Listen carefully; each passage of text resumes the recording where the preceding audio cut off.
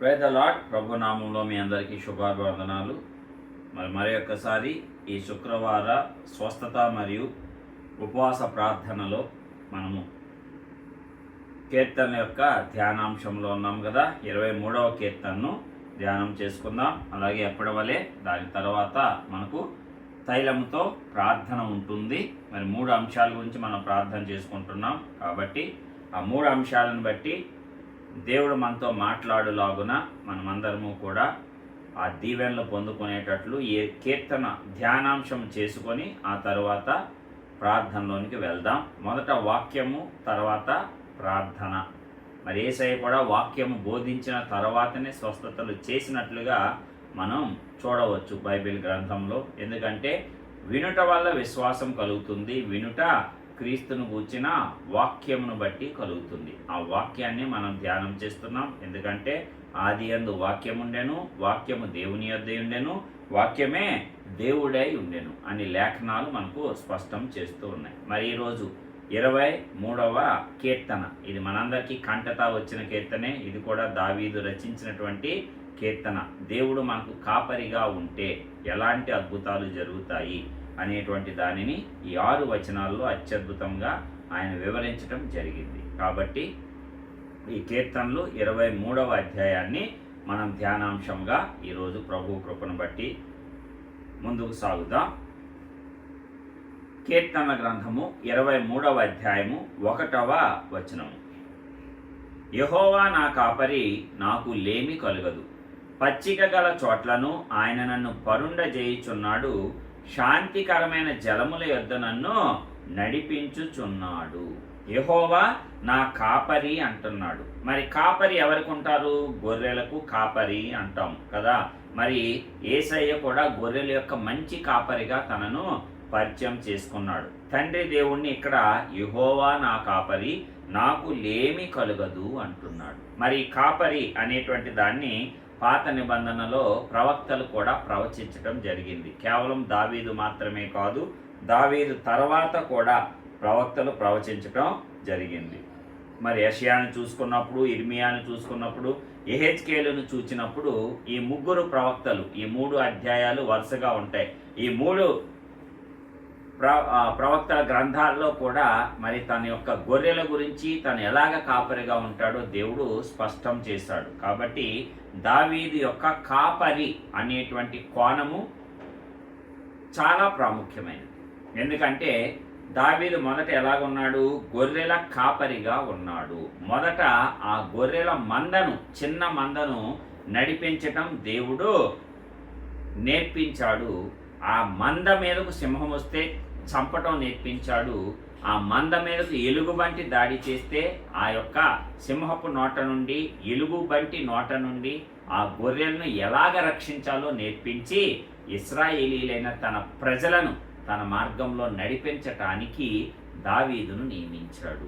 దేవుడు ఊరకనే ఏది మనకు ఇవ్వడు. దేవుడు ఇచ్చిన ప్రతి దానితో ఒక బాధ్యత ఉంటుంది. గుర్తుపెట్టుకోండి. నీకు ఒక అధికారం ఇచ్చాడా? నీకు ఒక గొప్పతనం ఇచ్చాడా? నీకు ఉన్నతమైన స్థానం ఇచ్చాడా? నీ ఉన్న ప్రస్తుతమా పొజిషన్ ఒక బాధ్యతతో కూడింది. అది దేవుని యొద్ద నుంచి వచ్చినదే. కాబట్టి దానిని నిర్లక్ష్యం చేయకు. అందుకే ఉపమానంలో యేసయ్య అంటాడు, మిక్కిలి కొంచెంలో నమ్మకంగా ఉండు, అనేకమైన వాటి మీద నేను నిన్ను నియమిస్తాను. దావీదు ఆ చిన్న గొర్రెల మంద గూర్చి నమ్మకంగా ఉన్నాడు. మరి నిన్న చెప్పుకున్నాం, ఆ చిన్న మందను విడిచిపెట్టి ఏం చేసావు? ఎవరి పాలు చేసావు? పెద్ద అరుస్తాడు దావీదు మీద. ఈ యుద్ధాన్ని చూడటానికే కదా నువ్వు వచ్చావు, నీకు గర్వం, అక్కడ మంద ఏమైపోతుందో తెలియకుండా వచ్చావా? అయితే యెహోవా నా కాపరి. ఆ గొర్రెలు కూడా ఎవరి కాపుదలకి ఇచ్చేశాడు? ఇప్పుడు దావీదు యెహోవా చేతికి అప్పగించే వచ్చాడు. అక్కడేమో కాపుదల గొర్రెలకు, ఇక్కడేమో విడుదల ఇశ్రాయేలు ప్రజలకు. భవిష్యత్తులో తాను పరిపాలించబోతున్న దేవుని గొర్రెలైనటువంటి ఇశ్రాయేలు ప్రజలను విడిపించడానికి మొదటి అడుగు వేస్తున్నాడు దావీదు. హల్లెలూయా. చూడండి ఎంత గొప్పగా దేవుడు ప్రణాళిక ఉంటుందో. అక్కడేమో ఒక చిన్న మందని ఇచ్చాడు. ఆ చిన్న మంద కోసం గొర్రెలకు మంచి కాపర్ని, గొర్రెల కొరకు తన ప్రాణము పెట్టును. ప్రాణాలకు తెగించే సింహాన్ని ఎదుర్కొన్నాడు. ప్రాణాలను ఎదిరించే ఎలుగుబంటిని ఎదుర్కొని ఒక్క గొర్రె కూడా చావకుండా కాపాడాడు దావీదు. హల్లెలూయా. మరి అందుకే అలాంటి మనస్తత్వం హృదయం ఉంది కాబట్టి హృదయానుసారుడు. తర్వాత యేసుక్రీస్తేమో దావీదు కుమారుడు. ఎందుకు? కుమారుడైన యేసయ్య ఎలాగా గొర్రెల కోసం తన ప్రాణం పెట్టేశాడు. దావీదు తన గొర్రెలను కాపాడటానికి తన ప్రాణం సైతం లెక్క చేయకుండా ఆ సింహపు నోట నుండి, ఎలుగుబంటి నోట నుండి తప్పించాడు. ఒకసారి చూద్దాం. అదే గ్రంథంలో మనం చూసినప్పుడు, మొదటి సమూయేలు 17వ అధ్యాయంలో మనం చూసినప్పుడు చెప్తాడు, సౌలు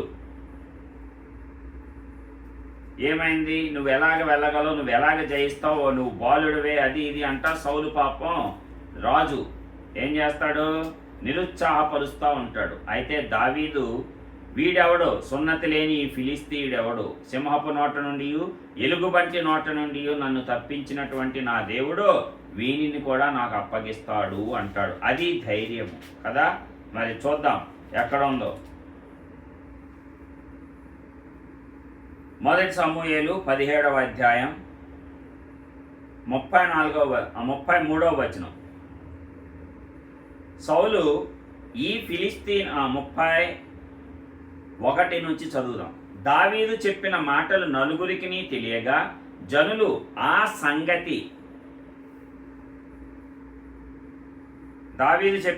సంగతి సౌలుతో తెలియజెప్పారు కనుక అతడు దావీదును పిలువనంపెను.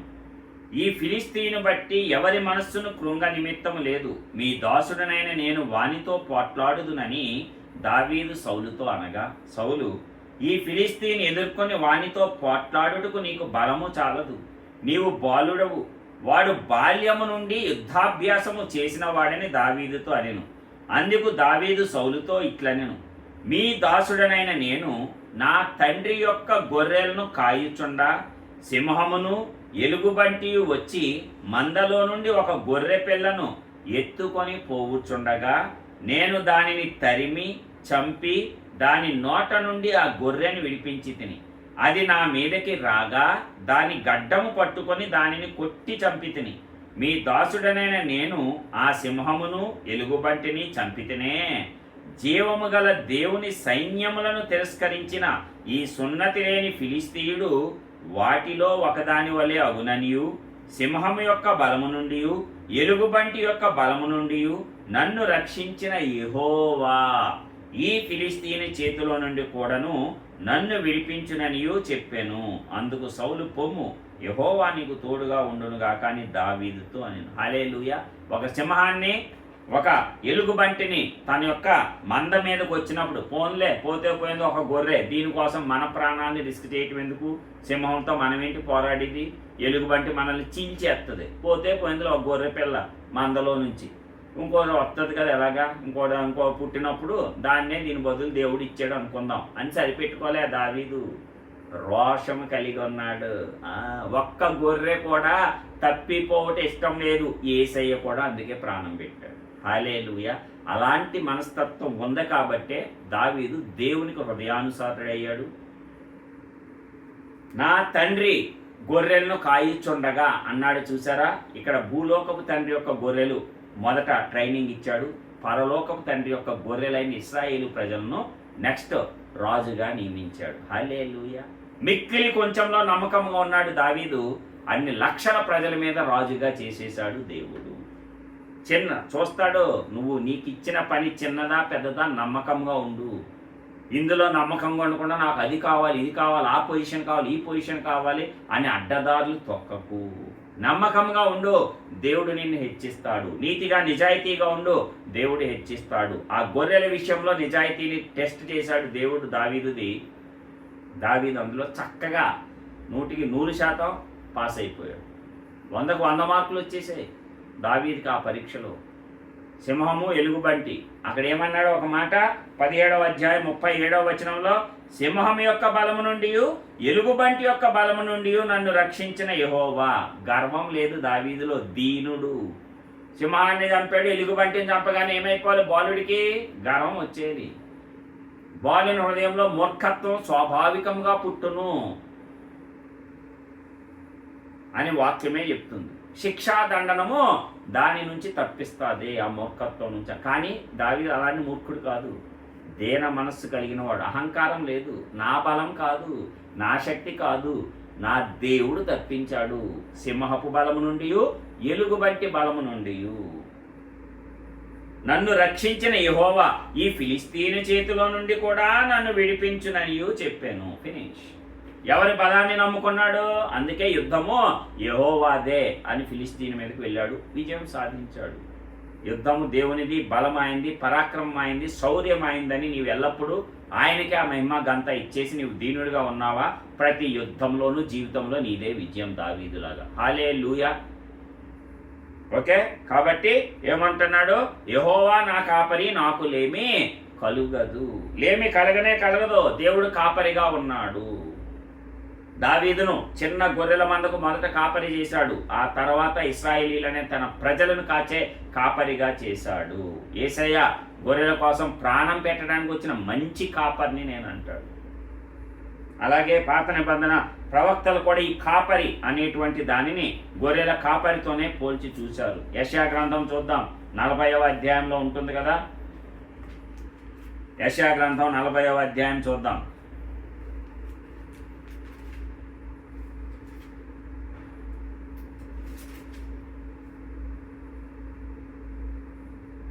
పదకొండవ వచనం. యెషయా గ్రంథం 40వ అధ్యాయం 11వ వచనం. గొర్రెల కాపరి వలె ఆయన తన మందను మేపును, తన బాహువుతో గొర్రె పిల్లలను కూర్చి రొమ్మున ఆనించుకొని వచ్చును, పాలిచ్చు వాటిని ఆయన మెల్లగా నడిపించును. అంటే గొర్రెల కాపరి వలె ఆయన తన మందను మేపును. అది తన బాహువుతో గొర్రె పిల్లను కూర్చి రొమ్మున ఆనుకొని వచ్చును. అందుకే యేసయ్యను ఒక గొర్రె పెళ్ళి ఎత్తుకున్నట్టు కాపరిగా చూపిస్తారు అనేక ఫొటోస్లో. ఎందుకు?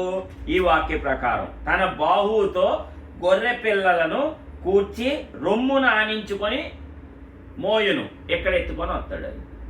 అదే ఫోటోలు అనేకం చూసుంటారు కదా మీరు. వాక్యానుసారంగా అది తయారు చేస్తారన్నమాట. ఓకేనా? కాబట్టి ఇక్కడ కూడా కాపరిగా మందను నడిపిస్తాడు, మందను మేపుతాడు కూడా. కాబట్టి మేపడం అంటే ఏంటి? లేమి లేకుండా నీకు పోషణ ఇవ్వటము. అదే ఇక్కడ భక్తుడు ముందే చెప్తున్నాడు దావీదు. యెషయా కంటే ముందే చెప్తున్నాడు, యెహోవా నా కాపరి, నాకు లేమి కలుగుదు. నాకు తినటానికే, నేను నడుచుకోవటానికే, నాకు సమస్త విషయాల్లో నాకు ఏ లోటో ఉండదు అంటున్నాడు. ఇక్కడ కూడా దేవుడు ఏం చెప్తున్నాడు? గొర్రెల కాపరి వల్లే ఆయన తన మందను మేపును అని చెప్తున్నాడు. హల్లెలూయా.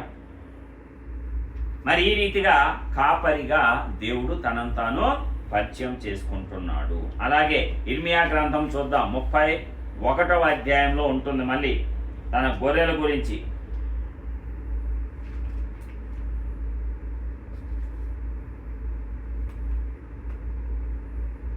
31:10 రైట్.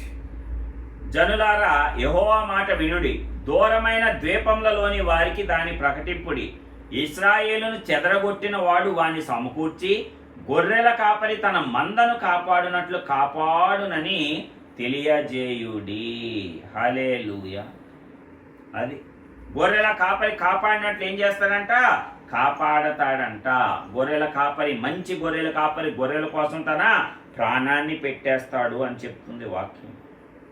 కాబట్టి యేసయ్య మంచి గొర్రెల కాపరిని, గొర్రెల కొరకు నా ప్రాణం పెట్టుదును అని అలాగే ప్రాణం పెట్టాడు గొర్రెలమైన మనలను. ఈ గొర్రెలు అనేటువంటి దానిని ఈ మధ్యలో కొంచెం ఎటకారంగా చేయటం, మాట్లాడటం అనేకులు చూస్తూ ఉన్నాం. పర్వాలేదు, బట్ కాపరి గల గొర్రెలం మనము. యెహోవా మన కాపరి, కాబట్టి దాన్ని బట్టి ఆనందపడదాం. ఎందుకంటే వాళ్ళు గొర్రెలైనా వారి కాపరి లేడు, మనం కాపరి యొక్క సంరక్షణలో ఉన్నాం. కాబట్టి మనకు లేమి కలగదు. మరి అదేంటి బ్రదర్? దేవుణ్ణి నేను నమ్ముకున్నాను, నాకు అంతా లేమే. నమ్ముకున్నావు, అంగీకరించావు, ఎంతవరకు నమ్ముతున్నావు? ఒక్కసారి నువ్వే పరీక్షించుకో. ఒక కష్టం వచ్చినప్పుడు పోతే నమ్మావు, రెండవ కష్టం వస్తే దేవుని దగ్గరికి రాకుండా వేరే వాళ్ళని నమ్ముతున్నావా లేదా? నీ హృదయ ప్రకారం ఆలోచించి నిజం చెప్పు. ఇంకొక కష్టం వచ్చినప్పుడు ఆ కష్టాన్ని దేవుడు తొలగించాడు, ఇది కూడా తొలగిస్తాడని ముందు ఆయన యొద్దకు వెళ్ళి మొరపెడుతున్నావు చూసావా? అది నీవు నమ్ముతున్నట్టు, అది నీవు ఆయనను కాపరిగా ఎంచుకున్నట్టు. ఒక సహాయం దేవుని వల్ల పొంది, ఒక విడుదలను పొందిన తర్వాత ఇంకొక కష్టము ఇంకొక శ్రమ వస్తే మరలా మనిషి యొద్దకు పరిగెడితే నీవు ఆయనను ఏమి నమ్మినట్టు? మరలా నీవు ప్రశ్న అడగటం ఎందుకు? యెహోవా నా కాపరి ఉంటే నాకు లేమెందుకు కలుగుతుందని. గిద్యోను కూడా అలాగే అన్నాడు కదా నిన్న. యెహోవా మాకు తోడుగా ఉండిన ఎడల మమ్మల్ని వీళ్ళు ఎందుకు బాధిస్తూ ఉన్నారు మిద్యానీయులు అంటాడు. వారి చేతికి మమ్మల్ని ఎందుకు అప్పగించాడు అంటాడు. మరి వీరు చేసిన పని లోకాన్ని అంతా ఆశ్రయించి దేవుణ్ణి విస్మరించారు, అన్య దేవతలకు పూజలు చేశారు. మరి దానిని సరి చేసుకోకుండా దేవుడు మాకు తోడుగా లేడు అంటే సరైనదా? కాదు.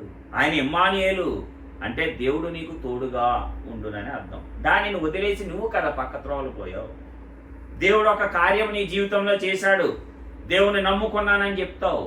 తర్వాత మళ్ళీ ఇంకొక శ్రమ దానికంటే పెద్దది వస్తే ఎవరి దగ్గరికి వెళ్తావు? మనిషి దగ్గరికి వెళ్తావు మొట్టమొదట. మరి ఆయనని ఏమి నమ్మినట్టు నువ్వు? ఆ దేవుని సామర్థ్యాన్ని ఎంత నమ్మినట్టు నువ్వు? ఆయన అంతకుముందు నీకు చేసిన చిన్న సహాయమేనా? ఎంత పెద్ద సహాయము ఆయన దృష్టిలో అది కూడా చిన్నదే. నీకు సమస్య చిన్నదే పెద్దదే, దేవుడి దృష్టిలో సమస్య ఒకటే. ఆయన దృష్టిలో జ్వరము ఒకటే, క్యాన్సరు ఒకటే. నువ్వు జ్వరం వస్తే భయపడవు, చక్కగా ట్యాబ్లెట్ వేసుకొని నిశ్చింతగా ఉంటావు. క్యాన్సర్ వస్తే పరుగులు ఎడతా ఉంటావు హాస్పిటల్లో చుట్టూ. మరి జ్వరాన్ని తగ్గించిన దేవుడు క్యాన్సర్ని తగ్గించడానికి సామర్థ్యం లేనటువంటి వాడా నీ ఉద్దేశంలో? ఎక్కడ నువ్వు నమ్ముతున్నావు ఆయనను? ఒక్కసారి ఆలోచించుకో. అప్పుడు నీకు ఈ ప్రశ్న రాదు. దేవుడు నా కాపరిగా ఉంటే నాకు ఎందుకు నీకు లేమెందుకు కలుగుతుందంటే నువ్వు కాపరిగా పూర్తిగా అంగీకరించలేదు 100%. నీకు అవసరమైనప్పుడు కాపరి అంటున్నావు, ఆయన దగ్గరికి వస్తున్నావు. ఇంకొకసారి ఇంకొక కాపరి దగ్గరికి వెళ్తున్నావు. ఇద్దరు కాపర్లు ఉండరు. మీరు దేవునికిని సిరికిని దాసులుగా ఉండనేరరు. మీరు ఒక దానిని ప్రేమించి ఒక దానిని ద్వేషింతురు. 100 కోట్లు డబ్బు, దేవుడు. ఏది కావాలంటే ఆ దేవుడు మళ్ళీ కరుణెత్తాడులే. ఆయన కృపా కనికరం కలిగిన వాడు కాబట్టి మళ్ళీ క్షమాపణ పశ్చాత్తాపం వెళ్ళిపోదాం. ముందు ఈ 100 కోట్లు తీసుకొని లోకంలో అన్నీ సమకూర్చుకుందాం అని 99% అంటారు నిజాయితీ గల వాళ్ళు అయితే. దేవుడి మీద నమ్మకం ఉన్నవాడు దాని వంక కూడా చూడడు. అబ్రహాములాగా మన పితరుడైన అబ్రహాం అందుకే విశ్వాసులకు తండ్రి. 100 కోట్లు కాదు, 4 రాజుల సొమ్ము. ఏమంటాడు? నూలు పోగైనా చెప్పుల వారైనా నాకొద్దు అంటాడు. ఆదికాండం ఒక్కసారి చూద్దాం, 14వ అధ్యాయం చివరిలో ఉంటుంది. ఆదికాండం 14వ అధ్యాయం చివరిలో ఉంటుంది.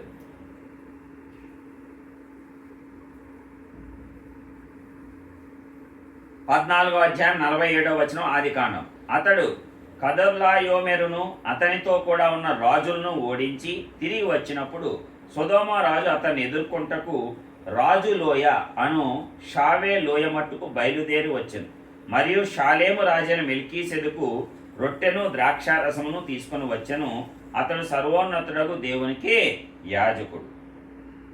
తర్వాత 21 సొదొమ రాజు మనుష్యులను నాకిచ్చి ఆస్తిని నీవే తీసుకొనమని అబ్రాముతో చెప్పగా అబ్రాము నేనే అబ్రామును ధనవంతునిగా చేసితినని నీవు చెప్పకుండునట్లును ఒక్క నూలు పోగైనను చెప్పుల వారైనను నీ వాటిలో ఏదైనను తీసుకొననని ఆకాశమునకును భూమికి నీ సృష్టికర్తయును సర్వోన్నతుడును దేవుడునైన యెహోవా ఎదుట నా చెయ్యి ఎత్తి ప్రమాణము చేసి ఉన్నాను. ఫినిష్. అప్పుడు 15వ అధ్యాయం 1వ వచనంలో అది తిరస్కరించినందుకు దేవుడు ఏమన్నాడు? వచ్చి ఇవి జరిగిన తరువాత యెహోవా వాక్యం అబ్రామునకు దర్శనమందు వచ్చి అబ్రామా భయపడకము, నేను నీకు కేడము, నీ బహుమానం అత్యధికమగునని చెప్పాను. హల్లెలూయా, వెరీ గుడ్. అబ్రాముకు వచ్చిన టెస్ట్ అది, పరీక్ష. ఈ రాజుల సొమ్ము తీసుకుంటాడా, అన్య రాజుల సొమ్ము తీసుకోడా, ధనం మీద ఆశ ఉందా, నా మీద నమ్మకం ఉందా? అబ్రాముకు టెస్ట్ చేశాడు. నమ్మకత్వాన్ని నిలుపుకున్నాడు అబ్రహాము. 4 రాజుల సొమ్ము. నేను చెప్పిన ఎగ్జాంపుల్ 100 కోట్లు కదా, ఒక రాజు అంటే కొన్ని 100 కోట్లు ఉంటాయి. అలాంటి 4 రాజుల సొమ్ము. ఒక్క నూలు పోగు, షర్ట్లోంచి బయటకు వచ్చే నూలు పోగు, చెప్పుల వారు, అది కూడా నాకు వద్దు. నువ్వే నన్ను రేపు పొద్దున్న గొప్పవాడిని చేసేసావని ఇక సంవత్సరాలు చెప్పుకుని నాకు వద్దు. నా దేవుడు ఆకాశమునకు భూమికి సృష్టికర్త, సర్వశక్తిమంతుడు. ఆయన పేరట చెయ్యి ఎత్తి ప్రమాణం చేస్తున్నా, నాకు ఒక్కటి కూడా వద్దు. ఫినిష్. అది తిరస్కరించాడు కాబట్టి అబ్రహామును దేవుడు అమితంగా ఆశీర్వదించాడు. అబ్రహాం ఎలాగైపోయాడో తెలుసా? అత్యద్భుతంగా ఆశీర్వదింపబడి దేవుడి చేత ఆశీర్వదింపబడినటువంటి అబ్రహాముగా చరిత్రలో నిలిచిపోయాడు. చూద్దాం, అది కూడా చూపిస్తాను మీకు. దేవుడు కాపరిగా ఉంటే జరిగేది ఇది. నీవు ఆ కాపరిని నమ్మాలి. అది నమ్మకుండా నీవు లోకానికి బానిస అయిపోయావా, లోకానికి మోకరిల్లావా, మరలా నీవు దేవుణ్ణి అడగటానికి, దేవుని మీద అభాండాలు వేయటానికి నీకు అర్హత లేదు.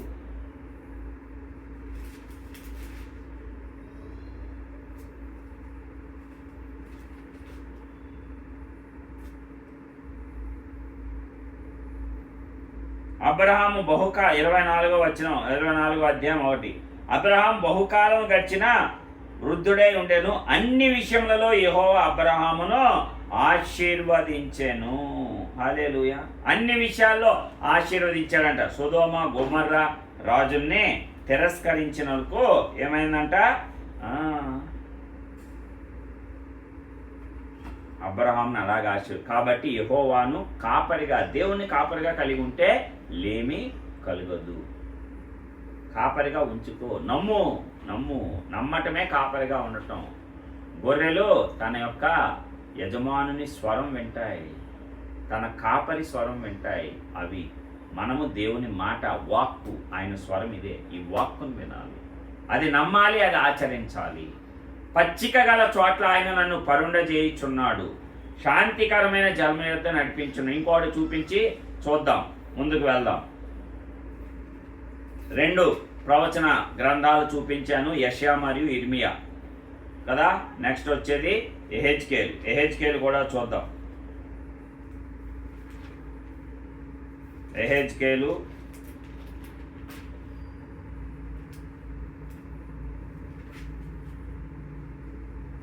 34వ అధ్యాయం.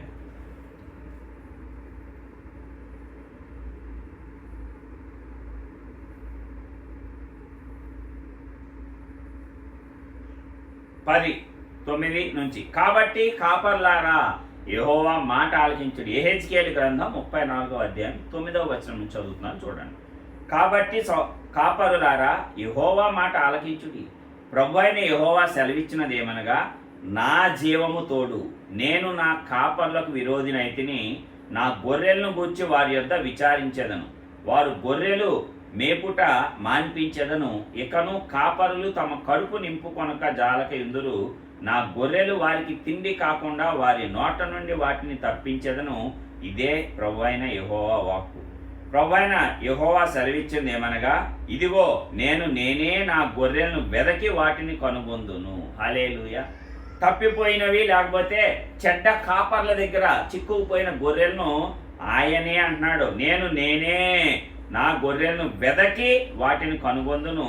తమ గొర్రెలు చెదరిపోయినప్పుడు కాపర్లు వాటిని వెదకున్నట్లు నేను నా గొర్రెలను వెదకి చీకటి గల మబ్బు దినమునందు ఎక్కడెక్కడికి అవి చెదిరిపోయినో అక్కడి నుండి నేను వాటిని తప్పించి ఆయా జనులలో నుండి వాటిని తోడుకొని వచ్చి ఆయా దేశములలో నుండి వాటిని సమకూర్చి వాటి స్వదేశంలోనికి వాటిని తెచ్చి పర్వతముల మీదను వాగుల యొద్దను దేశమందున సకలమైన కాపురపు స్థలములందును వాటిని మేపెదను. నేను మంచి మేతగల చోట వాటిని మేపెదను. హల్లెలూయా. ఇశ్రాయేలు యొక్క ఉన్నత స్థలముల మీద వాటికి దొడ్డి ఏర్పడును, అక్కడ అవి మంచి దొడ్డిలో పండుకొనును. ఇశ్రాయేలు పర్వతముల మీద బలమైన మేతగల స్థలమందు అవి మేయును. నేనే నా గొర్రెలను మేపి పరుండబెట్టుదును. ఇదే ప్రభువైన యెహోవా వాక్కు. హల్లెలూయా. ఇక్కడ కూడా ప్రవక్త ద్వారా దేవుడు చెప్తున్నాడు గొర్రెల గురించి. ఆయనే చేస్తాడంట. ఏంటంట? పర్వతముల మీద వాగుల యొద్ద సకలమైన ఆశీర్వాదం కలిగిన ప్లేస్లో వాటిని పెడతాడంట. మంచి మేతగల చోట మేపుతాడంట. ఉన్నత స్థలములో ఆయనే పరుండబెడతాడంట. హల్లెలూయా. నేనే నా గొర్రెలను మేపి పరుండబెట్టెదను. ఆయనే మేపితే, ఆయనే పోషిస్తే నీకు ఇక లోటు లేమెందుకు ఉంటుంది? ఓకేనా? పచ్చిక గల చోట్లను ఆయన నన్ను పరుండ చేయుచున్నాడు, శాంతికరమైన జలముల యొద్ద నన్ను నడిపించుచున్నాడు. ప్రవక్త చెప్పింది కూడా ఇదే. ఉన్నతమైన స్థలం, నీరున్న చోటలో మేపుతాడంట.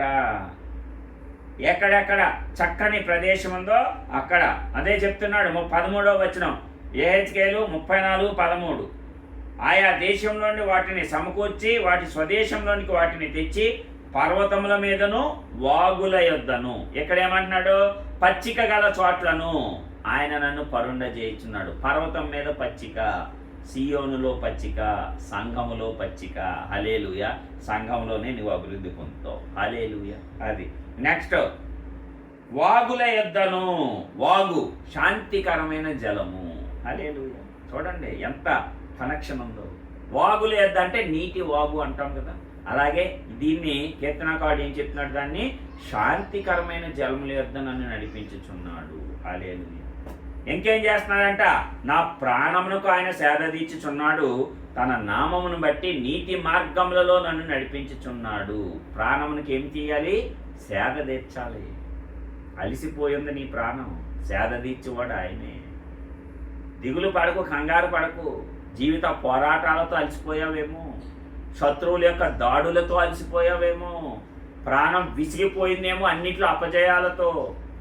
బాధపడకు, కంగారు పడకు. నీ ప్రాణమునకు ఆయన ఏం తీరుస్తున్నాడు?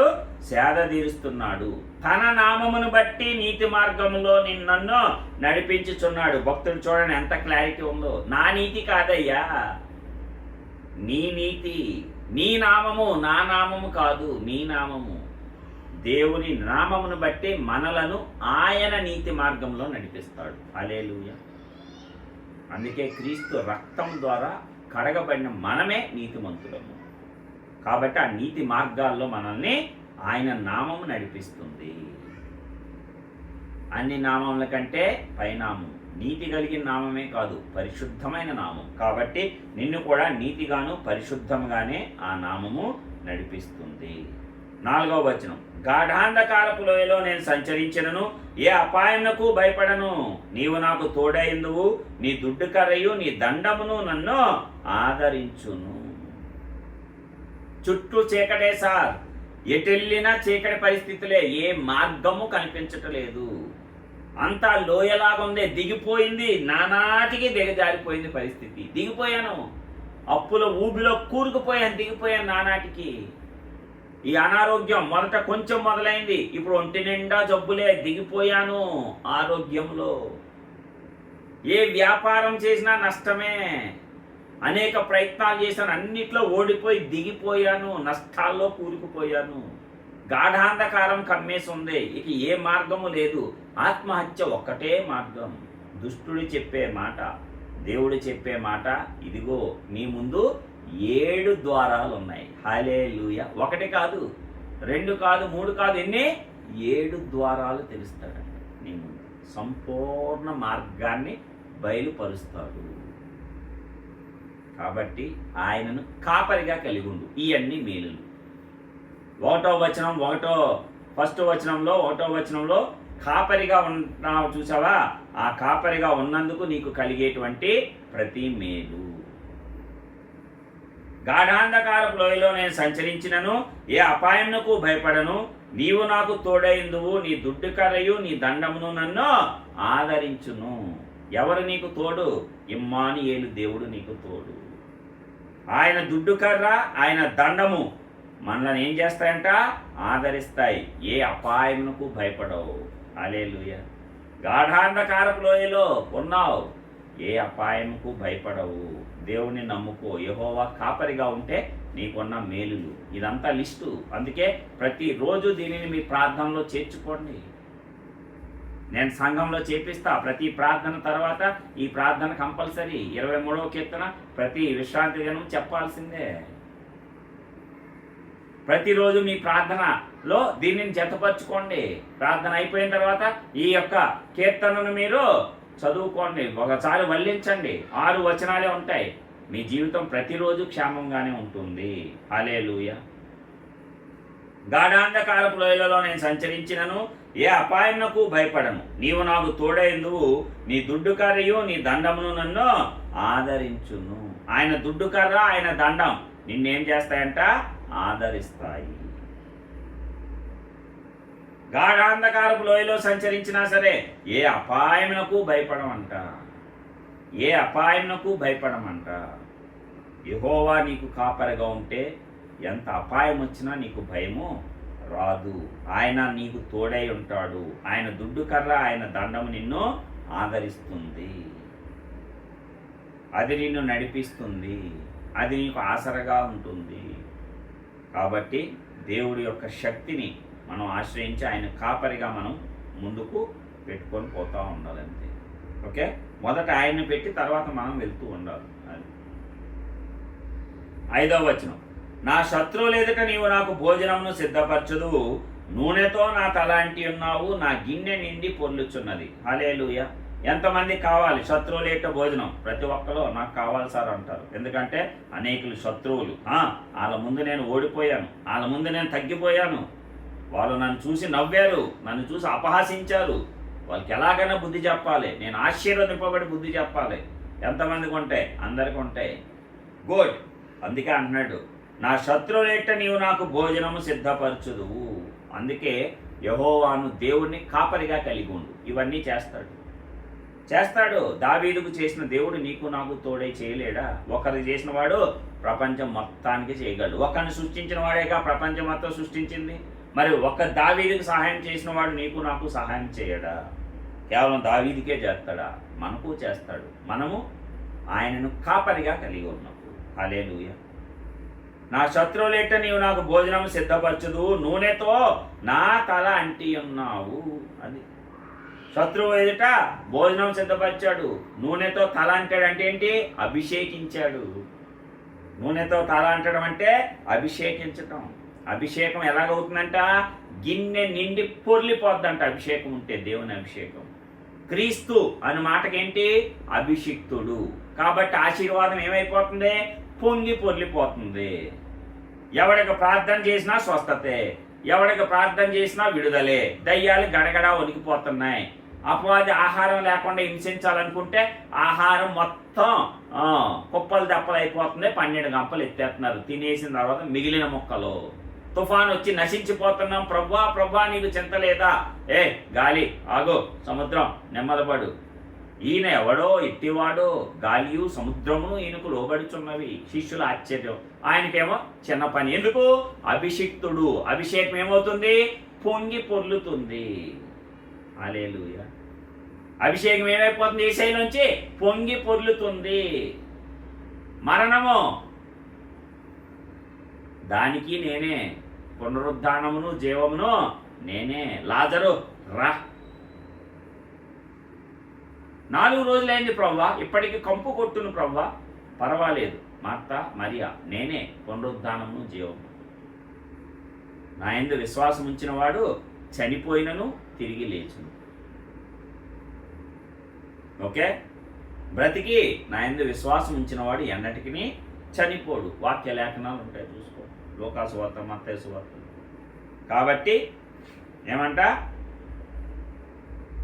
శత్రువులేట భోజనం సిద్ధపరుస్తాడు, నూనెతో తల అంటుతాడు, గిన్నె నిండి పొర్లుతుంది. అభిషేకిస్తాడు నిన్ను నన్ను.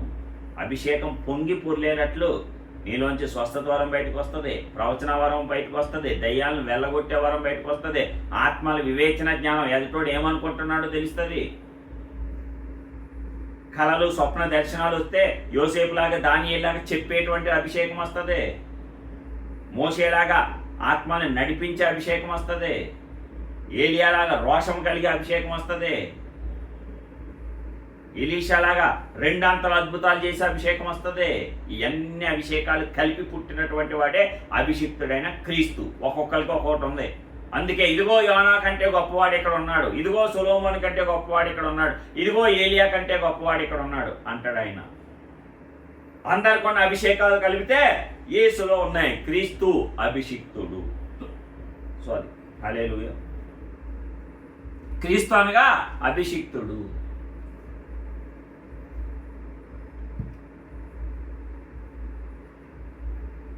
నా గిన్నె నిండి పొర్లుచున్నది, అభిషేకం పొంగి పొర్లేటట్లు చేస్తాడు దేవుడు. హల్లెలూయా. నెక్స్ట్ చివరి వచనం, నేను బ్రతుకు దినములన్నీ కృపాక్షేమములే నా వెంట వచ్చును, చిరకాలము యెహోవా మందిరంలో నేను నివాసము చేసేదను. ఇది ఇంత నిశ్చయత మనకు రావాలి. నేను బ్రతుకు దినములన్నీ కృపాక్షేమములే నా వెంట వచ్చును, చిరకాలము యెహోవా మందిరంలో నేను నివాసము చేసేదను. బ్రతుకు దినములన్నీ కూడా కృపాక్షేమం ఉండాలంట. ఈ సంవత్సరం బాగుంటే 3 సంవత్సరాలు బాగోదు బ్రదర్. 2025 బాగుంది, 26 అస్సలు బాగోలేదు. ఎందుకు? మన ఇక్కడ ఏమంటున్నాడు? బ్రతుకు దినములన్నీ అంటే ప్రతిరోజు దేవుని కృప, దేవుని క్షేమం. ఎవరి వెనకాల వస్తున్నాయి? భక్తుడైన దావీదు వెనకాల వస్తున్నాయి. మరి నీ వెనక నా వెనక ఎందుకు రావట్లేదు? కాపరిగా మనం ఎక్కడో ఫెయిల్ చేసుకుంటున్నాం. ఆయన్ని ఆశ్రయించుటలో, ఆయనను నమ్ముటలో ఏదో తేడా ఉంది. విశ్వాసులే, శిష్యులు విశ్వాసులు కాదా? యేసయ్య పిలిస్తే ఒక్కసారే అన్నీ వదిలొచ్చేశారు. పేతురు, ఆంద్రేయ తమ వలలు బాగు చేసుకుంటుంటే వలలు విడిచిపెట్టి వచ్చారు. అది వారికి జీవనాధారం, చేపలు వేయటానికి. జబదయి కుమారులు యాకోబు, యోహాను తమ తండ్రి దోణెను బాగు చేస్తున్నారు. వాళ్ళకు పడవ ఉంది, దాన్ని వదిలిపెట్టి వచ్చేసారు. తండ్రిని వదిలిపెట్టి వెంటనే సుంకపు మెట్టు వద్ద ఉన్న మత్తయ్య, రా నన్ను అనుసరించు, ట్యాక్స్ కలెక్టర్ ఉద్యోగం మానేసి వచ్చేసాడు. ఇలాగ వారందరూ విశ్వాసులే, కానీ ఆ భయములలో, ఆ లోక సంబంధమైన, ప్రకృతి సంబంధమైన వాటిలో చిక్కుకున్నప్పుడు యేసయ్య వారిని తిట్టాడు. విశ్వాసం లేని మూర్ఖతరము వారలారా, ఎంతకాలము నేను మిమ్మల్ని సహింతును, ఎంతకాలం నేను మీ వద్ద ఉందును అంటాడు. ఇదేంటి? అన్నీ ఆయన కోసం వదిలొచ్చేస్తే, క్షణాల్లో జాబులు, ఉద్యోగ వ్యాపారాలు వదిలొచ్చేస్తే ఇలాగంటాడేంటి అని వాళ్ళు ఏమి వెనక్కి వెళ్ళిపోలే. విశ్వాసం లేని మూర్ఖతరం వారలారని అంత శిష్యులనే అన్నాడు. ఎందుకు? ఒక్క విషయంలో నమ్మలేనందుకు. ఏం చేశారు వాళ్ళు? ఒక దెయ్యాన్ని వెలగొట్టలేకపోతారు. ఆయన మొదటి ఇచ్చిందే దెయ్యముల మీద అధికారం. వీళ్ళని శిష్యులను పంపించినప్పుడు, అధికారం ఇచ్చి పంపించినప్పుడు మొట్టమొదటి ఇచ్చిందే దెయ్యం వెళ్ళగొట్టుట. అది ఎందుకు పోవట్లేదని ముందు వచ్చి నన్ను అడగాలి, లేకపోతే దాని నిమిత్తం ఉపవాసం అన్నా చేయాలి. 2 చేయలేదు. అబ్బాయి అన్ని దెయ్యాలు వెళ్ళిపోతున్నాయి, ఇది కూడా వెళ్ళిపోతుంది, ఇదేమీ వెళ్ళట్లేదు. దానికి పరిష్కారం ఏంటో కనుక్కోలేదు వాళ్ళు. నీకు ఇచ్చిన అధికారాన్ని ఎలాగ వాడాలనేది యేసయ్య ఇక్కడ నీకు నిరూపణ చూపిస్తున్నాడు. దెయ్యముల శక్తి అంతటి మీద మీకు అధికారం ఇచ్చాను అన్నాడు. వీళ్ళేమో ఒక దెయ్యాన్ని గెలవలేకపోయారు. అందుకు కోపం వచ్చింది. విశ్వాసం లేని మూర్ఖతరం వాళ్ళారా అన్నాడు. ఇక్కడ కూడా అంతే. ప్రతిరోజు నీ బ్రతుకు కృపతో, క్షేమంతో నిండి ఉండాలంటే దేవుని శక్తిని ఆశ్రయించు, నమ్ము. అలాగే యేసయ్య దోణె తుఫాను వచ్చింది, దోణె అమరమున నిద్రించుచుంటే ఏమన్నాడు? మీలో ఉంది కదా శక్తి, ఉపయోగించవచ్చు కదా, నన్ను ఎందుకు లేపుతారు అన్నట్లు ఆయన మాట్లాడాడు. అవిశ్వాసులు కాక విశ్వాసులే ఉండండి అన్నాడు. పేతురు గారు ఏం మాట, అబ్బా నేను నడిచి వచ్చేస్తాను ప్రభా అన్నాడు. కొంచెం దూరం నడిచాడు. ఆయనను చూచి నడిచినప్పుడు, ఆయన మీద ఆనుకున్నప్పుడు మళ్ళీ వెనక్కి తిరిగి చూశాడు, మునిగిపోసాగాడు. మళ్ళీ పెద్దగా కేకలెత్తే చెయ్యి చాపి వెంటనే లేపాడు. కాబట్టి నీ బ్రతుకు దినములన్నీ కృపాక్షేమంలే రావాలంటే పూర్తిగా దేవుణ్ణి నీ కాపరిగా చేసుకో. అంటే పూర్తిగా నమ్ము. ఏ విషయంలోనూ అవిశ్వాసము వద్దు. దేవుడు కోప్పడతాడు. ఒక్కసారి విశ్వాసంలోకి వచ్చాక మళ్ళా పదే అవిశ్వాసం కనపరిచావా, దేవుడు కోప్పడతాడు, తిడతాడు, గద్దిస్తాడు. ఓకేనా? కోపపడ్డు కానీ పాపం చేయకుడి. మనుష్య రూపంలో ఉన్నప్పుడు యేసయ్య కోపపడ్డాడు. దేవుడికి కూడా కోపం వస్తుంది. ఆయన కోపం నిమిషమాత్రం ఉండును, ఆయన దయ ఆయుష్కాలమంతయు నిలుచును. వాక్యమే చెప్తుంది. అంటే దేవుడు కోపం ఉందా? ఉంది. మరి అలాగని దేవుడు పాపా? కాదు. హల్లెలూయా. ఇలాంటి క్వశ్చన్ బోల్డ్ వస్తాయి కదా మనకి. రైట్. చిరకాలము యెహోవా మందిరంలో నేను నివాసం ఇది కృపాక్షేమాలు ఉన్నప్పుడు ఏం చేస్తావు? యెహోవా మందిరంలో చిరకాలము నివాసం చేస్తావు. చక్కగా ఏ బాధలు లేకపోతే నేను దేవుని సేవే చేసుకుందని బ్రదర్ ఎంతమంది అంటారు? ఉన్నా చేయి, అప్పుడు ఆ విశ్రాంతి ఇస్తాడు. ఇది దేవుడు చెప్పేది. హల్లెలూయా. బాధలో కష్టాలు ఉంటాయి, ఆ పక్కన పెట్టి వాటిని దేవుడి పని చేయి. అబ్బే అన్ని కష్టాలు తీరిపోయాక ప్రశాంతంగా దేవుడి సేవ చేస్తాను. ఇప్పుడు ఏసే వస్తున్నాడని 2026 సంవత్సరాల నుంచి చెప్తున్నారు కదా, అన్ని సంవత్సరాలు ఇచ్చినా నువ్వు చేయలేవు. హల్లెలూయా. సింపుల్ ఎగ్జాంపుల్ చెప్తున్నాను. అందుకే ఉన్నది ఉన్నట్టే ఏసయ్య దగ్గరికి రావాలి, దేవుని దగ్గరికి రావాలి. మొదలుపెట్టు. చిరకాలం ఏమో నేను దేవుడు ఎప్పుడు ఉంటే అప్పుడు మందిరంలోకి వస్తాను, ఎప్పుడు కూటమి ఉంటే అప్పుడు కలుస్తాను, ఎప్పుడు సహవాసం ఉంటే సంఘంలో నేను కలుస్తాను, చేస్తాను, సహవాసం చేస్తాను దేవుడితో అనుకో. అప్పుడు అవన్నీ పోతాయి. అంతే తప్ప అబ్బాయి నాకు విశ్రాంతి గల దినములు ఉంటే అసలే నేను దేవుని సేవే చేస్తాను. ఇస్తాడు, కానీ మొదట కొంచెం ఇందాక చెప్పుకున్నాం కదా, కొంచెంలో నమ్మకంగా ఉండు. దావీదులాగా చిన్న మందని కాచినటువంటి దావీదు మహారాజుగా లక్షల జనాంగాన్ని కాచేటువంటి వాడిగా మార్చిన దేవుడు. నువ్వు కూడా నీకున్న సమయంలోనే దేవుడికి సమయాన్ని ఇస్తూ ఉండు. అప్పుడు విశ్రాంతిగా నీకు ఎప్పుడూ చిరకాలము దేవుని మందిరంలో ఉండేలాగా నీకు నివాసాన్ని దేవుని మందిరంలోనే ఏర్పాటు చేసేస్తాడు. హల్లెలూయా. ప్రతిరోజు దేవుని సేవ చేసుకునేలాగా చేస్తాడు. చాలామంది ఉద్యోగస్తులు అయితే ఇప్పుడే ఎందుకు, రిటైర్డ్ అయ్యాక అంత ఖాళీగా ఉన్నాక నేను చేస్తాను సేవ. యవ్వన కాలమున కాడిని మోయిట నరునికి మేలు, దానిని వాని మీద మోపినవాడు యెహోవాయే. విలాపవాక్యంలో 3:27. కాబట్టి ఆ మారం మోపింది ఎవరో? యెహోవాయే. యవ్వన కాలంలోనే మోయి. యేసయ్య అంతా వయసు అయిపోయి వచ్చాడా? 30 సంవత్సరాలకు కరెక్ట్ మంచి వయసులో వచ్చాడు, ప్రకటించాడు. యవ్వన కాలంలోనే దేవుని కాడిని మోయి నీకు విశ్రాంతి కలుగు చేస్తాడు. చిరకాలము యెహోవా మందిరంలో నీవు నివాసం చేసేలాగా చేస్తాడు. హల్లెలూయా. చూడండి ఈ కీర్తనలో కీర్తనాకారుడి యొక్క మరి చక్కని ప్రార్థన ద్వారా దేవుడు మనకు అనేక అంశాలు బోధించాడు. కాబట్టి ఎలాగ కలిగి ఉందాం దేవుణ్ణి? ఇప్పుడు ఇంకొక కోణం, కాపరిగా కలిగి ఉందాం. ఇక్కడ అనేకంలో ఉన్నాయి చూడండి, ఒక 7 రకాల దేవుని యొక్క పేర్లు. యెహోవా జైరే, యెహోవా రాఫా, యెహోవా సిద్కే, యెహోవా షమ్మా, షాలోం, ఇట్లాగా అనేక రకాలు. అయితే ఇక్కడ ఒకటే, the Lord is my shepherd. యెహోవా నా కాపరి. ఇక్కడ కూడా ఉంటుంది, the Lord is my shepherd, I shall not want. The Lord is my shepherd, I shall not want. యెహోవా నా కాపరి, నాకు లేమి కలుగదు. అది ఇదే నిశ్చయత. దేవుణ్ణి కాపరిగా కలిగి ఉందాం. కొత్త నిర్ణయం తీసుకుందాం. దేవా నీవే నా కాపరి, నిన్ను నమ్ముచున్నానయ్యా. లాజిక్కులు మాట్లాడినయ్యా, గుడ్డిగా నమ్ముతానయ్యా. గొర్రెలు కాపరి స్వరాన్ని గుర్తుపట్టి కాపరి వద్దకు పరిగెత్తుకొని వచ్చినట్లు నేను వస్తానయ్యా. లోకం మీద నమ్మకం పెట్టుకోనయ్యా, వ్యర్థమైన మాటలు విన్నయ్యా, ఇంకొకడు వచ్చి పిలిస్తే నేను పలకనయ్యా. నీ స్వరాన్ని మాత్రమే గుర్తుపట్టి పలుకుతాను, నిన్నే కాపరిగా కలిగి ఉంటానయ్యా అని తీర్మానం చేసుకో. ఈ మేలులన్నీ కలుగుతాయి. నీకు లేముండదు, పచ్చిగల చోట్ల నువ్వు చక్కగా పడుకుంటావు, ఏ భయం లేకుండా నిద్రపోతావు, శాంతికరమైన జన్మయుద్ధ నిన్ను నడిపిస్తాడు. అంటే విశ్రాంతి ఎంజాయ్ చేసుకుంటూ ఉంటావు జీవితకాలం. నీ ప్రాణం ఎప్పుడు అలసిపోదు, సొమ్మసిలిపోదు, సేద తీరుస్తాడు. తన నామమును బట్టి నీతి మార్గంలో నిన్ను నడిపిస్తాడు. చీకటి, లోకమంతా చీకటి కమ్మినా నీకు చీకటి ఉండదు. గాఢాంధకారపు లోయలో సంచరించినా ఏ అపాయము భయపడవు.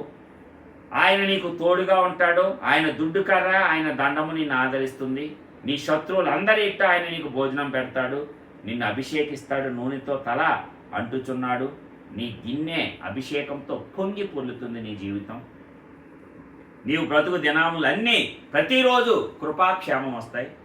చివరిగా చిరకాలము నీవు దేవుని మందిరంలో సహవాసం చేసేలాగా 12 అంశాలు. నీవు ఒక్క దేవుణ్ణి కాపరిగా కలిగి ఉంటే చిన్న కీర్తనలో 12 అంశాలు.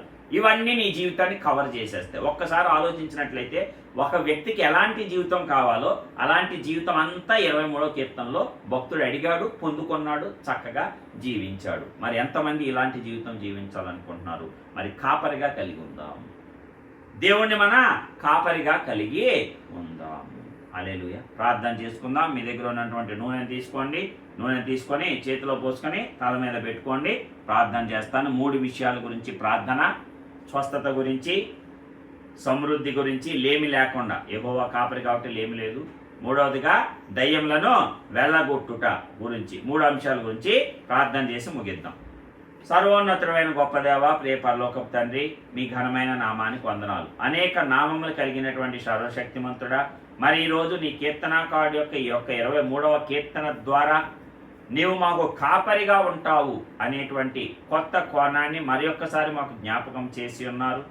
అయ్యా, నీవు కాపరిగా ఉంటే మాకు లేమి కలుగుదు అని సెలవిచ్చావు. అవును తండ్రి, ఎలాంటి లేమి మా జీవితాల్లో మేము పొందకుండా నిన్ను మా యొక్క కాపరిగా మేము ఎంచుకొంచున్నాము. కాబట్టి ఇదిగో మరి బిడ్డలు ప్రతి ఒక్కరు ఎవరైతే ఏకీభవిస్తున్నారో, తర్వాత ఏకీభవించబోతున్నారో ప్రతి ఒక్కరిని కూడా నీవు కాపరిగా మారి వారిని కాపాడి రక్షించండి. ఎందుకంటే గొర్రెల మంచి కాపరివి నువ్వు, మా కోసం ప్రాణం పెట్టిన మంచి కాపరివయ్యా. మరి కాబట్టి నిన్ను తప్ప ఇంకెవరిని నమ్మాలి? మేము నీ స్వరమును మేము గుర్తుపట్టి నిన్ను నమ్మి వేరొక స్వరము ఏ ఒక్క బిడ్డ వినకుండా ఈ రోజు నుంచి నూతన అభిషేకంతో వారిని నింపండి. ఇదిగో ఎవరైతే ఏ వ్యాధి, ఏ బాధ, ఏ అనారోగ్యంతో బాధపడుతున్నారో వారందరికీ సంపూర్ణ స్వస్థత అరికాలు మొదలుకొని నడి నెత్తి వరకు ప్రవచిస్తున్నాం నీ నామమున. యేసు నామమున పరిపూర్ణ స్వస్థత, విడుదల వారి ప్రాణాత్మ దేహములకు అనుగ్రహించవలసిందిగా వేడుచూ ఉన్నాం. ఎలాంటి నొప్పి అయినా ఇదిగో తండ్రి, తలలో నొప్పి, మెదడులో నొప్పి, నాయన మెదడులో ఉన్న సమస్యలు నాయన ఏదైతే ఉన్నాయో తీసివేయండి. కళ్ళకు సంబంధించిన జబ్బులు, సమస్యలు అన్ని వేళ్లతో సహా తీసివేయండి. చెవికి సంబంధించిన సమస్యలు మొత్తం పూర్తిగా తొలగించండి. ముక్కుకు సంబంధించిన సమస్యలు, నోటికి సంబంధించినవి, గొంతుకు సంబంధించినవి, నాయన సైనస్ ఏదైతే యేసు నామమున చిన్న దగ్గు, జలుబుతో పాటు ఎలాంటివైనా ఘోరమైన వ్యాధులు, దీర్ఘకాలపు వ్యాధులు, థైరాయిడ్స్ అన్నీ నార్మల్కి ఎల్లప్పుడూ ఉండునట్లు కృప చూపించి నడిపించండి. గుండె జబ్బులను సరాలం చేయండి. గుండెను స్వస్థపరచండి. నూతన గుండెను అమర్చండి. ఆ గుండె కవాటములు చక్కగా పనిచేయనట్లు, అది పంపింగ్ చక్కగా అన్ని అవయవాలకు చేయనట్లు, రక్తము పలుచగా అన్ని శరీర భాగాలకు ప్రవహించినట్లు కృప చూపించండి. హార్ట్ అటాక్స్, హార్ట్ ఫెయిల్యూర్స్ యేసు నామమున కొట్టివేస్తున్నాం. స్టంట్స్ వేయించుకోవాలని ఆపరేషన్కి వెళ్ళే వారిని ఆ స్టంట్స్ క్యాన్సిల్ చేస్తున్నాం. స్టంట్స్ వేయించుకున్న వారికి దానివల్ల ఏ ప్రమాదం రాకుండా దాన్ని చక్కగా పనిచేయనట్లు దీవించవలసిందిగా వేడుచున్నాం. నీకే స్తోత్రాలు అయ్యా. ఊపిరితిత్తుల్లో వ్యాధులు, లంగ్ క్యాన్సర్స్ ఏవైతే ఉన్నాయో వాటన్నింటినీ తీసివేయండి. ఉబ్బసం, ఆస్మా, అలర్జీస్ ఏదైతే బ్రాంకైటిస్ యేసు నామములు అన్నింటినీ వేళ్లతో సహా తీసివేయండి. రక్తము, మాంసం, ఎముకలు, నర్మలు, కండరంలో ఉన్నటువంటి ప్రతి విధమైన వ్యాధి, బాధ, అనారోగ్యములను వేళ్లతో సహా తీసివేసి ఆశీర్వదించండి అయ్యా. ప్రతి విధమైన క్యాన్సర్, ఏ స్టేజ్లో ఉన్న క్యాన్సర్ అయినా యేసు నామమున వారు స్వస్థత నొందుదురుగాక. ఇప్పుడే వారు విడుదల పొంది దాని నుంచి అద్భుత సాక్ష్యాన్ని వారు పొందుదురుగాక. విశ్రాంతి గల జన్మల వారికి వచ్చునుగాక. కృప చూపించి ఆశీర్వదించి స్వస్థపరచండి. మోకాళ్ళ నొప్పులు, కీళ్ళ నొప్పులు, ప్రతి విధమైన నొప్పులు, నడుము నొప్పి, ప్రతి విధమైన నొప్పులు యేసు నామమున, స్పాండిలైటిస్, సయాటికా యేసు నామమున ఇప్పుడే స్వస్థత, విడుదల ఆ దేహములకు ప్రవచిస్తున్నాం. సయాటికా యేసు నామమున ఇప్పుడే ఆ శరీరంను వదిలి పొమ్మని ఆజ్ఞాపిస్తున్నాం. నీకే స్తోత్రం. సహాయం దయచేయండి. ఇదిగో షుగర్ వ్యాధిని, డయాబెటిక్ నాయన యేసు నామమున దాన్ని బంధిస్తున్నాం. టాబ్లెట్స్, ఇన్సులిన్స్ నాయన యేసు నామమున వాటిని తొలగిస్తున్నాం. సంపూర్ణంగా ఆ యొక్క తండ్రి ప్యాంక్రియాస్ చక్కగా పనిచేయనట్లు కృప చూపించి లివర్ సంబంధిత సమస్యలు, ప్రతి లివర్ సంబంధిత సమస్య యేసు నామమున ఇప్పుడే తొలగి స్వస్థపడునుగాక. అయ్యా, కిడ్నీకి సంబంధించినవి, 1 కిడ్నీ ఫెయిల్యూర్, 2 కిడ్నీలు ఫెయిల్యూర్, డయాలసిస్, మూత్రపిండంలో అనేక రకమైనటువంటి స్టోన్స్ యేసు నామములో ప్రతి విధమైన కిడ్నీ సమస్యలన్నిటి నుంచి ప్రతి ఒక్క బిడ్డకు విడుదలను అనుగ్రహించి కాపాడి రక్షించండి. సమస్త విషయాల్లో ఆదరణ కలిగించండి.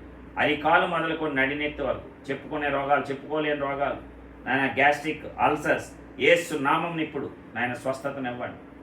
ఆ మలబద్ధకము నాయన ఇదిగో తండ్రి అరగకపోవుట, ఎసిడిటీ, గ్యాస్ ట్రబుల్స్ యేసు నామమున ఇప్పుడే స్వస్థత పరిపూర్ణంగా అనుగ్రహించు. నీకే స్తోత్రాలు. ఇదిగో ప్రేగుల్లో క్యాన్సర్, చిన్న ప్రేగు, పెద్ద ప్రేగులో సమస్యలు యేసు నామమున నాయన. అలాగే తండ్రి ఎవరెవరైతే ప్రభా గర్భఫలం లేక ఇదిగో ఇబ్బంది పడుచు ఉన్నారో గర్భఫలం ఎన్ని సంవత్సరాలైనా సరే గర్భం తెరవగలిగిన దేవుడు. అబ్రహాముకి 25 సంవత్సరాల తరువాత కూడా సారా గర్భం తెచ్చిన దేవా, ఇదిగో బిడ్డల యొక్క గర్భంను తెరవండి. ఎవరైతే వివాహం కాలేదో వారికి వివాహంలో జతపరచండి నాయన. సాటి అయిన సహాయంలో మీరు పురుషులను, స్త్రీలని సాటి అయిన సహాయకులుగా మీరు అనుగ్రహించండి. నీకే స్తోత్రాలు. ఇదిగో తండ్రి, మీరు ఎవరైతే లేమితో బాధపడుచు ఉన్నారు ఆ లేమితో బాధపడుచున్న ప్రతి ఒక్క హస్తాలను దీవించండి. వారు చేస్తున్నటువంటి ఏ పని అయినా జీవనోపాధి సంబంధమైనటువంటి వృత్తి, వ్యాపారం, నాయన చేతి పని ఎలాంటిదైనా యేసు నామమున వారిని ఆశీర్వదించి నీవు కాపరిగా కలిగి ఉన్నారు కాబట్టి ఏ లేమీ లేకుండా, లోటు లేకుండా కాపాడి రక్షించండి. సంపూర్ణ సమృద్ధి. ప్రతి అప్పులను కొట్టివేస్తున్నాం. ఏ రకమైన అప్పులైనా, బంగారం తాకట్లు కానీ, నాయన భూములు తాకట్లు కానీ, ఇతరత్ర ఆస్తులు తాకట్టు కానీ, ఏ రకమైన అప్పు అయినా యేసు నామమున కొట్టివేసి సంపూర్ణ సమృద్ధిని వారికి నాయన ప్రవచిస్తూ ఉన్నాం. ఆ యొక్క సమృద్ధిని జ్ఞానంతో వారు ఉపయోగించేటట్లు జ్ఞానం గల ఆత్మను వారి మీద కుమ్మరింపజేయండి. అదేవిధంగా తండ్రి, ఇదిగో అత్యద్భుతంగా ప్రభువా, మరి నీవు దయ్యములను మీద అధికారం ఇచ్చావు, శిష్యులను గద్దించావు.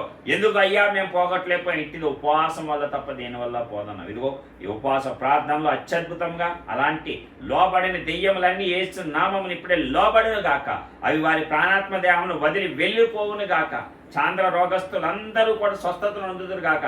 అమావాస్య, పౌర్ణమి సమస్యలతో బాధపడుతున్న ప్రతి ఒక్కరూ సంపూర్ణ పరిపూర్ణ విడుదల యేసు నామములో పొందుదురుగాక. ఇదిగో చేతబళ్ళు, బాణామతి, చిల్లంగి ఇంక ఏదైతే ఉన్నాయో ప్రభా, యేసు నామమున పరిపూర్ణ విడుదల. ఆ మంత్రతంత్ర శక్తులు, శత్రువుల యొక్క నాయన శాపనార్థాలు ఏవి యేసు నామమున పని చేయకుండాను గాక. నీవు బంధించావు పరలోకంలో, నాయన భూమి మీద మేము బంధిస్తున్నాం కాబట్టి పరలోకంలో వాటిని బంధించి పరిపూర్ణ విడుదల ఆ బిడ్డల యొక్క ప్రాణాత్మ దేహాలకు అనుగ్రహించి, ఎవరైతే ప్రాణభయంతో అయ్యో నా ప్రాణం పోతాదేమో, వాళ్ళు నన్ను చంపేస్తారు, ఇది అయిపోద్ది, నాకు ఇది అయిపోద్ది, అది అయిపోద్ది అని వ్యర్థమైన వ్యతిరేక ఆలోచన తలంపులు అపవాది చేత వారు పొందుతున్నారో ఆ వ్యర్థమైన ఆలోచన తలంపులు యేసు నామమున బంధిస్తున్నాం.